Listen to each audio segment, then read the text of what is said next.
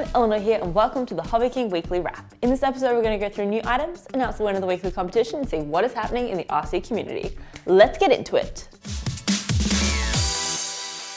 First up we have the new items of the week. We had a 2150mm HKing Pilatus Porter PC6, a FR Sky Tyrannus X-Lite Pro radio, EU and FCC versions available, FR Sky Scout VS600 25mW video transmitters, IPEX or MMCX connectors available, some Dr. Mad Thrust EDF motors, a 90mm 12-blade 1600 kV, a 70mm 10-blade 2300 kV, and a 70mm 10-blade 3000 kV, a Flycolor X-Cross BL32 4-in-1 60A brushless ESC, and our major release for this week was the HKing Flycat 70mm EDF jet.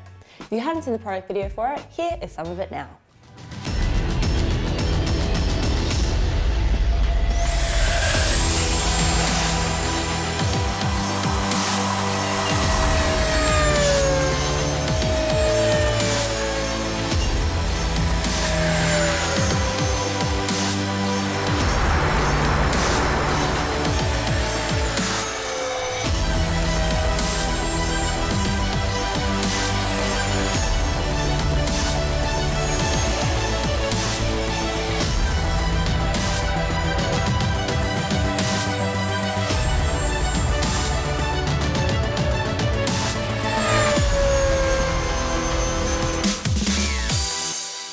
Weekly competition time. We're currently running Crash Cash, where all you have to do is send us a photo or video of something RC that you have crashed. This week's highlights were Jeff from the UK with a model that he says he won't be putting back together.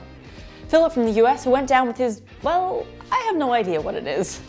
Callum Moss from Australia who says origami, anyone? And our winner was William from the US who failed to take off successfully. Congratulations William, and $50 it's on its way to you. To enter, share pictures or video via social with the hashtag crashcash, or enter via the HobbyKing website entry page, links are below. If you don't win but your entry does appear in the weekly wrap, you'll be rewarded with $10 in store credit.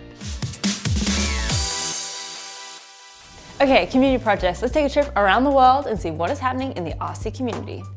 Jason from the US converted his Durafly Slowpoke into what he calls a float poke. There are custom floats installed, an Aerostar 60A reversing ESC, and a chrome spinner. The motor and prop are stock and it's running on 4S. Amazing mod and an amazing river location. Amadi from Italy took part in the bottle cap challenge using his racing quad. Looks like it took a few goes, but he got there in the end. Jim from the US painted up his Avios T130 with a West Virginia Air Guard color scheme. When comparing it to the real deal, they look extremely similar. Well done, Jim. Brett from Belgium customized his Durafly Tundra to run on 6S, installing a 4250 500 kV motor and a huge 14x8 3-blade wooden prop. The maiden flight went well despite it being tail heavy, so more tweaking to come.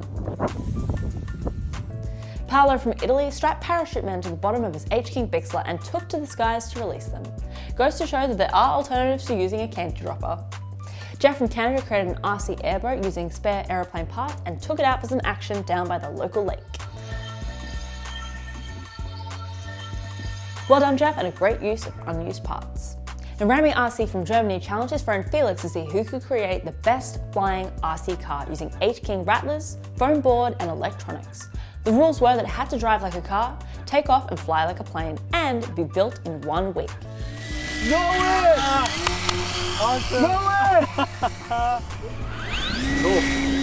No way! It's dying! Careful, it's on the board. I know, I can feel it. Very entertaining, guys. To contribute, visit the HobbyKing community page on Facebook or email us at weeklywrap@hobbyking.com. Or simply tag your recent pictures or video on social with the hashtag HKweeklywrap and we will find it. Remember, if you happen to feature on the weekly wrap, you'll be rewarded with $10 in store credit.